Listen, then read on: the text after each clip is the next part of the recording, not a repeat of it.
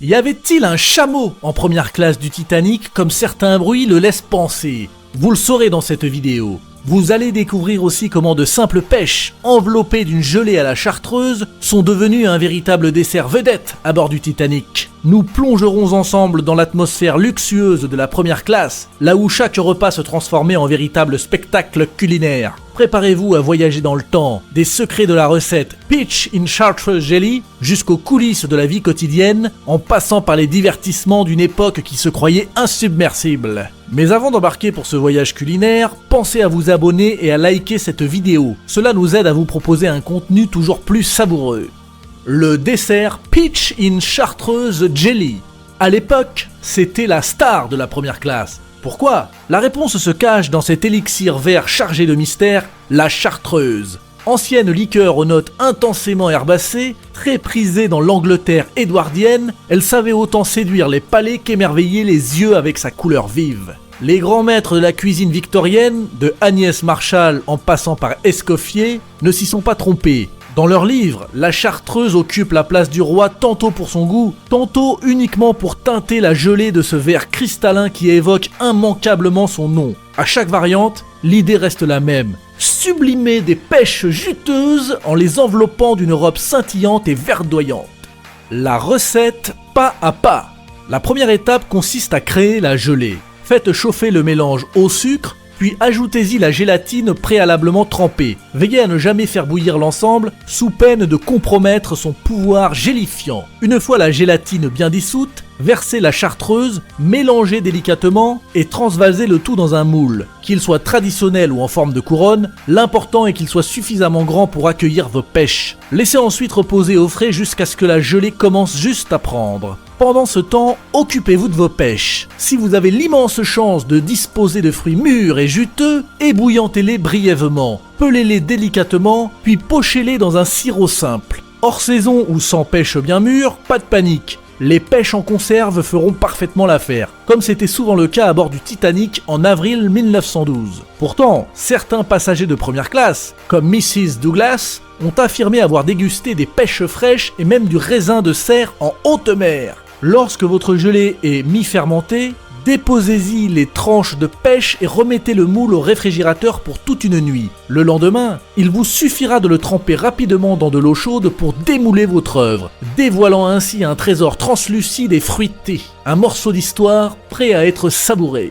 Le quotidien en première classe. La première classe du Titanic incarnait un monde à part, où le luxe affichait des proportions vertigineuses. On pouvait débourser 30 livres, voire 870 livres pour les billets les plus onéreux, l'équivalent aujourd'hui de plusieurs milliers à près de 100 000 $. Malgré cet écart colossal, même les cabines de base de cette première classe offraient un confort impressionnant. Lit douillet, mobilier en bois poli, fauteuil rembourré, chauffage central et bouton d'appel pour le steward.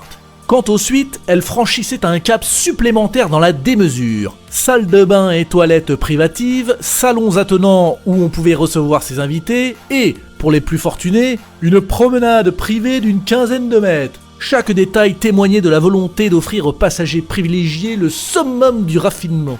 Les divertissements. Le Titanic proposait aussi un large éventail de loisirs dernier cri. Dans un gymnase ultramoderne, on pouvait s'essayer au cheval électrique, au chameau électrique, au vélo mécanique ou encore à la machine à ramer. Les sportifs les plus exigeants profitaient même d'un authentique cours de squash intérieur, une rareté pour l'époque. Pour celles et ceux qui préféraient un peu de détente aquatique, le navire abritait une piscine d'eau salée intégrée au complexe des bains turcs, accessible aux dames le matin et aux messieurs l'après-midi, moyennant un léger supplément. On trouvait également un salon de coiffure, un fumoir réservé à la clientèle masculine et, pour les passagères en quête de tranquillité, une salle de lecture et d'écriture. Enfin, il y avait un salon d'inspiration versaillaise, un écrin somptueux où l'on pouvait savourer thé et conversation dans un décor digne d'un palais royal.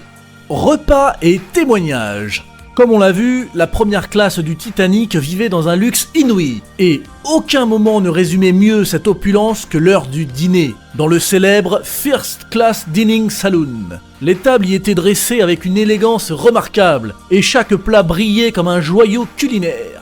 Chaque matin, les passagers de première classe commençaient leur journée dans un petit rituel dans l'intimité de leur cabine. Quelques fruits frais, des scones moelleux et une tasse de thé ou de café fumant. À 8h pétantes sonnait alors l'heure d'un vrai petit déjeuner, suivi d'un déjeuner vers 13h. Mais c'était le soir que tout cela atteignait son apogée, avec un dîner somptueux pouvant aller jusqu'à 10 ou 11 services. Soupe, poisson, viande, entremets, palate cleanser, nettoyeur de palais en français, puis enfin un dessert, dont les fameuses pêches en gelée de Chartreuse, véritable joyau pour les yeux et les papilles. Mais pour celles et ceux qui cherchaient un raffinement encore plus poussé, le restaurant à la carte, surnommé le Ritz, était le lieu idéal. C'est là que Mrs. Walter Douglas aurait savouré ses derniers fruits frais quelques heures à peine avant la catastrophe, le 14 avril 1912. Plusieurs témoignages de survivants ont traversé le temps. Lady Duff Gordon, par exemple, se souvient avoir éprouvé un étrange pressentiment ce soir-là. Elle décrit avec admiration les tables fleuries, les tenues élégantes de ses compagnons de voyage, puis sa fuite à bord du canot numéro 1, où seules 12 personnes sur 40 avaient pris place. On murmura qu'un geste de Sir Commode Duff Gordon, son mari, qui a été le fait de promettre de l'argent, donna au bateau le surnom de Money Boat. Margaret Brown, la future Molly Brown, raconte avec ironie les hommes en pyjama croisés dans les couloirs après la collision, persuadés qu'il ne s'agissait que d'un léger incident. Tranquille. Du côté d'Isidore et Ida Strauss, inséparables propriétaires de Macy's, leur amour s'est achevé dans les flots, corps enlacés pour l'éternité. Et dans ce tableau, on croisait également John Jacob Astor IV, ainsi que sa jeune épouse, dont la différence d'âge alimentait les ragots, sans pour autant ôter la splendeur de ce dernier dîner.